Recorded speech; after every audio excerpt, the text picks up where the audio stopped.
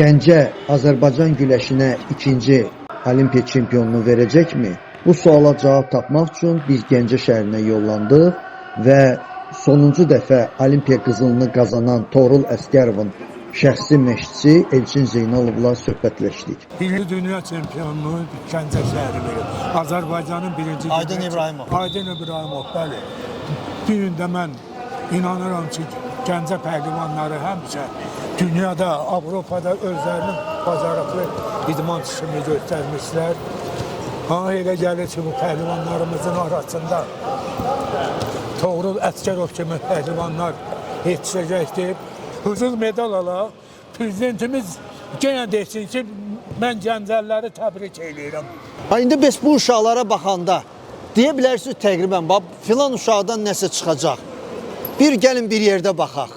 Məsələn, kimisə seçək ki, məsələn, bu uşaqdan nəsə çıxacaq. Demək olar. Elə bu gördüyümüz bax bu uşaqlardan. Üstad müəllim, bu dəymi perspektivli uşağımız budur. Gəncənin tarixində mən bəlkə də çox istəyərdim ikinci gələcəyin Olimpiya çempionundan danışıram. Nə eləməlisən?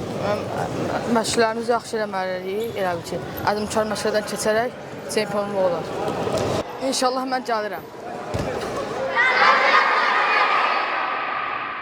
Bu uşaqlar demək olar ki, bizim bölgəmizin hər tərəfindən Qazax, Şəmkir, Göygöl, Aksafa, bütün bölgədən bizim bölgəmizdən olan uşaqlar hər biri burada hazırlaşır. Azərbaycan Güləş Federasiyasının bizim üçün möhtəşəm belə bir dörd döşəkli zal şəraiti yaradılıbdır.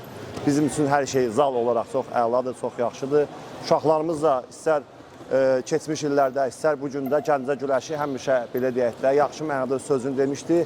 Bu günlərdə də davam edir. Yəni bu illəri Azərbaycan birinciliyində istər U15, istər U17, istər gənclərdə, istər kişilər arasında hər bir Azərbaycan birinciliyində hər bir yaş kateqoriyasında möhtəşəm çıxış oldu Gəncə idmançıları.